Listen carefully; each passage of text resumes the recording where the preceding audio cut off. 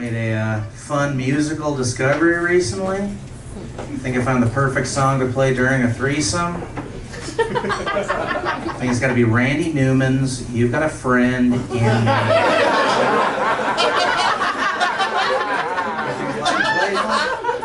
Perfect for any tryst, I'd say, especially when toys are involved. I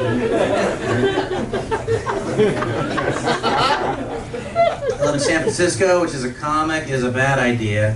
Because getting into comedy for the money is like getting into Dungeons and Dragons for the sex.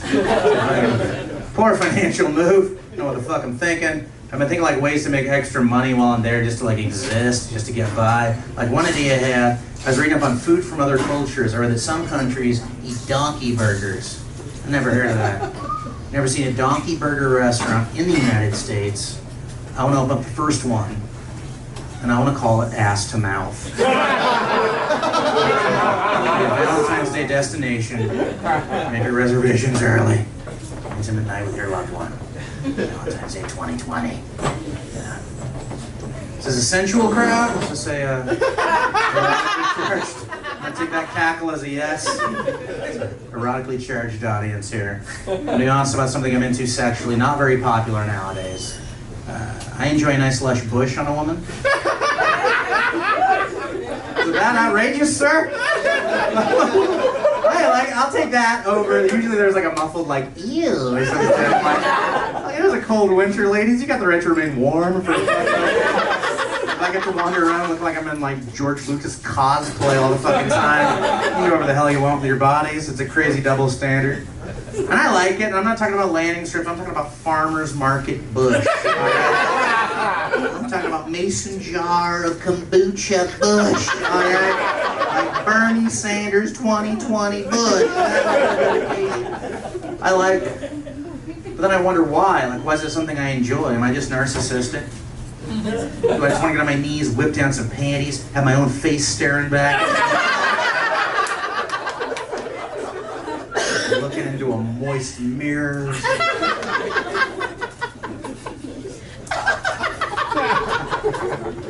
I was at a bar recently. I wanted to get a delicious beverage. I wanted to get a Sex on the Beach. I think that's a good cocktail. I couldn't afford it. So I asked the bartender to make me a rim job on the bus.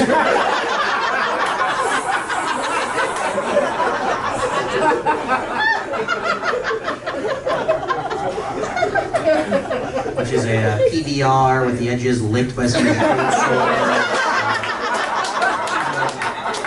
free stick of Blistex. It's a bargain. It's a good one. I did a show recently. I didn't know until I got there that it was like a singles mixer, where like everyone in the audience was single. All the comics booked were single, but I'm not single. They didn't even ask me. They just assumed. They're like, nah. This guy ain't got nobody. This guy here's going home alone, right? Lord of the Rings erotic fanfic. Like, the only date this guy's got is with Reddit and some stepmom porn. Dollar store Galifianakis looking piece of shit. Get out of here! Liar. You got nobody? I'm glad to not be dating anymore. I was on a date one time, my date knows I have an asthma inhaler. She's like, what is that thing? I was like, that's my asthma inhaler. She's like, what do you use that for? I was like, my asthma? She's like, well, when do you use it? And I was like, if I had to strenuously exercise.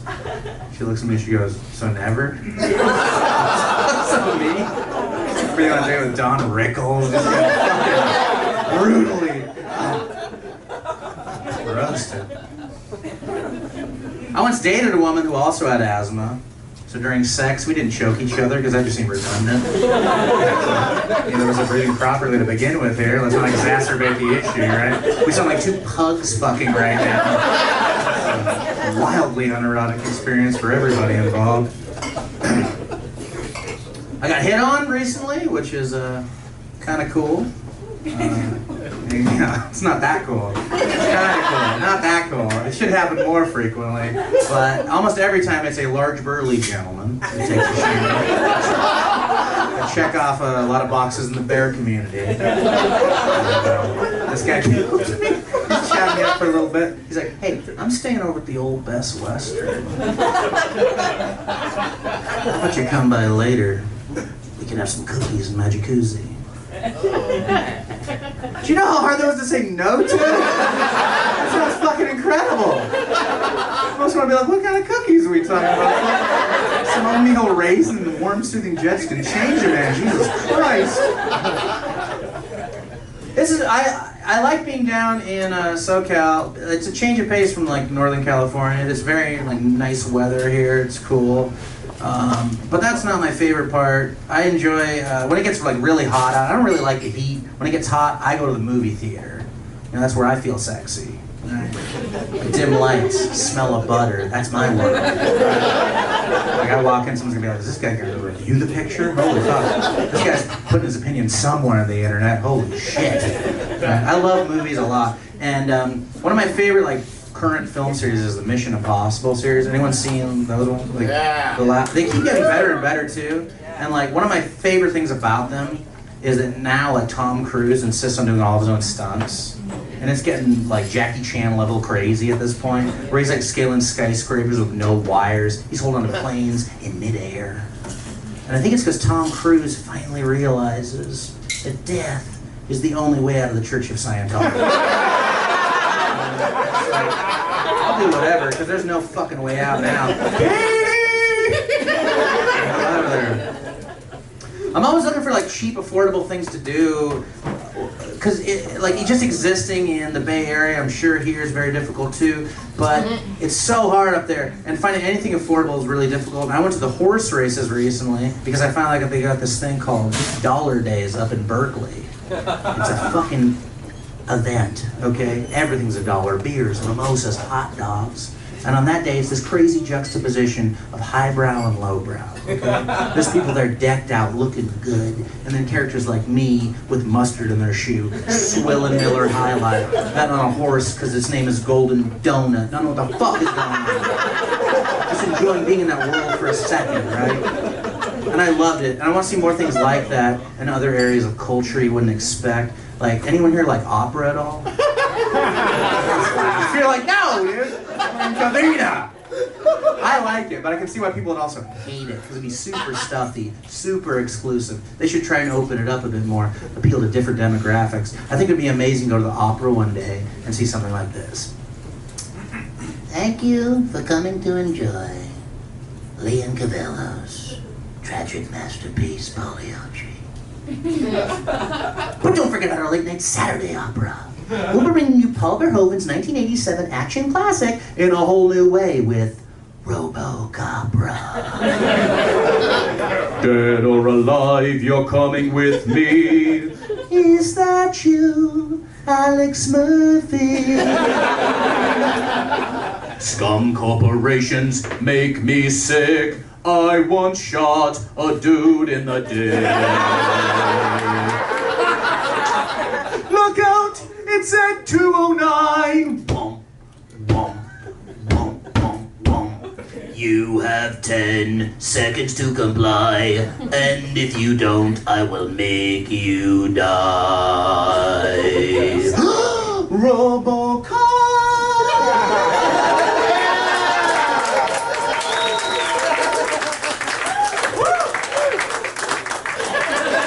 I'd buy that for $1. And you will buy that for $1, because our late night menu is corn dogs and jello shots for $1 fucking dollar. We'll see you at the opera.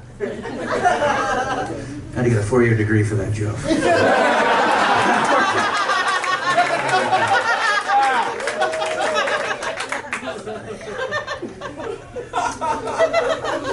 I have a personal favorite holiday. I get very excited about what's coming. It's Halloween. I love Halloween. Candy, costumes, horror movies, no obligations to hang out with your family. And I have a tradition I do every year on Halloween. I go out, I get hammered. People ask me what I am. I say my father. And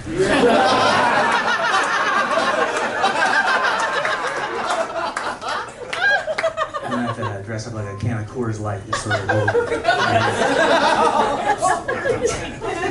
It's the only beer my dad has ever drank in his entire life. My dad did a lot of drinking, only ever drank Coors Light. Don't know why. Maybe it's because he's cheap, it's available everywhere. Or maybe he was swayed by advertising, I don't know. But I once saw a statement on a bottle of Coors Light I'll never forget.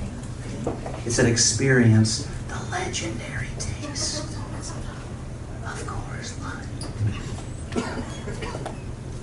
What the fuck are these legends, guys? What could they be?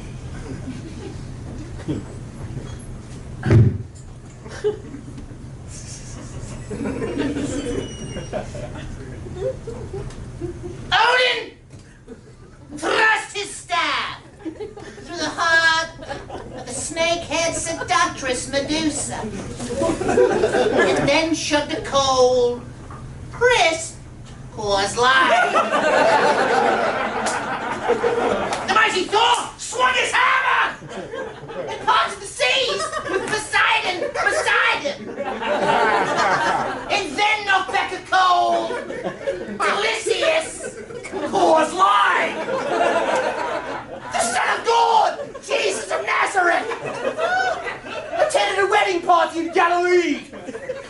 When their alcoholic libations had run dry, Christ performed his, dare I say, most refreshing miracle. He turned me water, not some boring bourgeois bullshit wine. No, far from it. He turned me something as ice cold and satisfying as the Rockies themselves. And the power of Christ, my friends, compelled those partygoers to spend the rest of their night slamming! Oh, legendary taste!